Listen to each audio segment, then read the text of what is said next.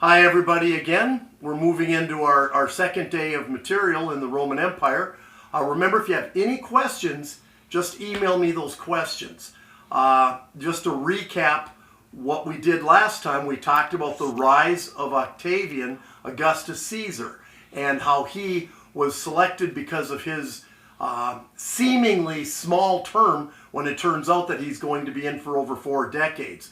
And that second triumvirate with Lepidus and Mark Antony, and of course what happened with Mark Antony, you can't be cheating on your buddy's sister if you're married to her. So didn't end up well with he and Cleopatra, of course. So now we have Octavian Augustus Caesar, who, by the way, is the one that when we think of Caesar in Rome and Roman history, it's Augustus Caesar that we're primarily thinking of.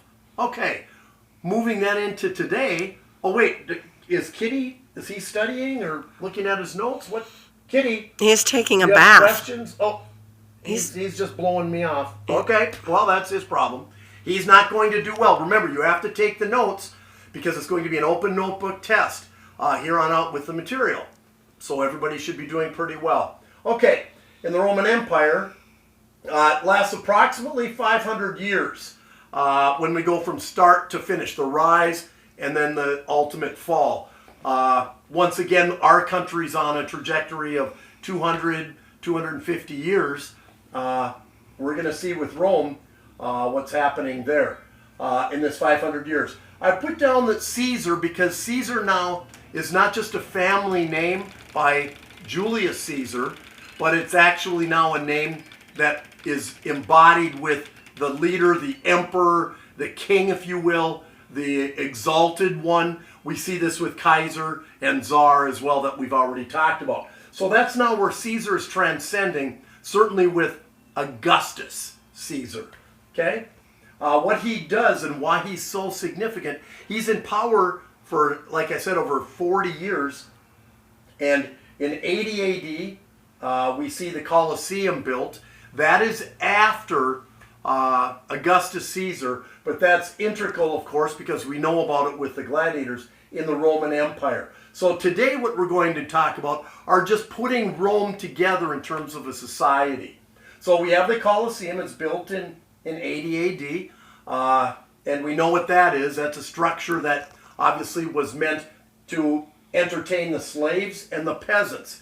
If you remember, that's what we saw in Greece as well with the amphitheater, trying to get these slaves off the streets, and a third of Rome, and the peasants as well, to entertain and educate. This is where we see that take place. The 100 days is that when the Colosseum opened in 80 AD, it was open for 100 days straight with shows, circus acts, of course the gladiators. They even had water battles. It was a state-of-the-art experience, similar to the bank, U.S. Bank Stadium, where of course the Vikings play. One of those star-studded monuments, of course. Pax Romana is that time period that we talk about when Rome was at its peak. Okay? When Rome was at its peak, it's Pax Romana. That time of peace and prosperity is what Pax Romana means. Pax Romana means peace and prosperity. Peace and prosperity. Pax Romana. That apex. And generally, we talk about that going from the time of Julius Caesar, and we're going to get next time into when that Pax Romana crashes with the other Caesars, the other emperors. Okay? At this time, to give you an idea of during Augustus' time in the Roman Empire, we have 80 million people living in the empire. We have 1 million living in Rome itself. 80 million, the empire, 1 million, Rome itself. It embodies approximately 3 million square miles.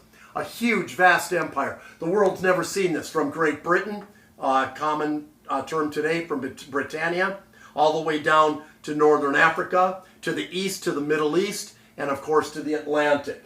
3 million square miles. The currency at that time is called the denarius, or denarii.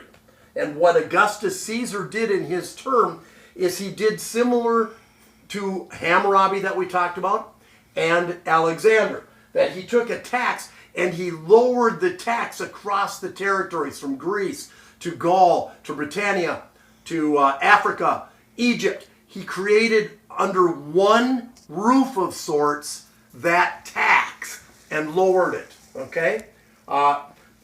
One thing that was also, how can you have the Colosseum without this? Concrete.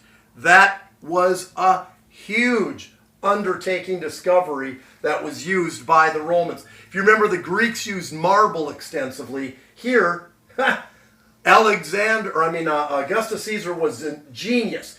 They discovered concrete and they built their highways and aqueducts. Remember, highways, all roads lead to Rome of sorts.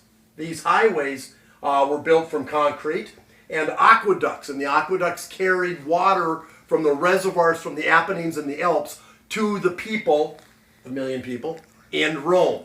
Okay? So we use the aqueducts to carry the water, and you can still see some of the aqueducts today that transports the water from the reservoirs to the people of Rome. The highways, of course, for trade with the tax. Okay? We're using the highways to bring in the goods and services and people. Now, when you think of Rome, you think of those glorious buildings in the Forum and the Colosseum. The Colosseum looks beautiful and white. What do you think they did different than the Greeks? Because does it look like a drab concrete when you think of Rome? I'm looking around here. I don't see any hands. Oh boy. No. Josie, what is it? Wait a minute. No, she put her hand back down. She said she didn't know. Oh, if only. Let's see. I'm looking back. Clayton, do you have any idea? What do you think? Did they paint it? No, they didn't paint it. No, that's wrong. No, they didn't paint it.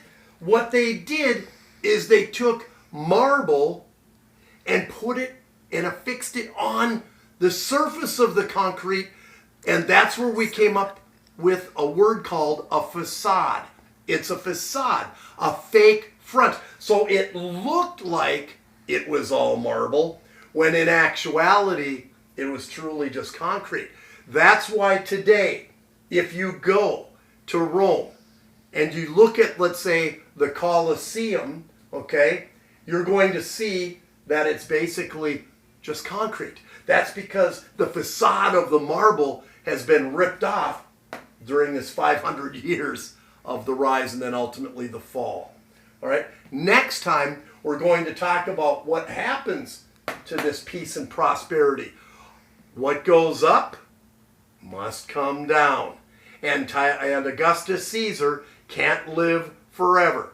Does anybody know approximately how long he lived in terms of the timeline of history? Because right now, today, guys, is the first time we're moving from BC to AD. So now Augustus Caesar is in that transcending time period.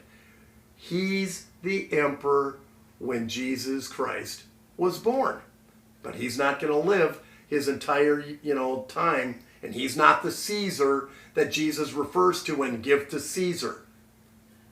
Next class, we'll find out who that is.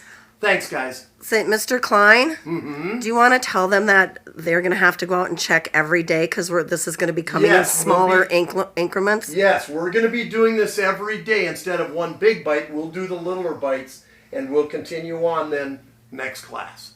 Okay, make sure and take your notes. Thank you.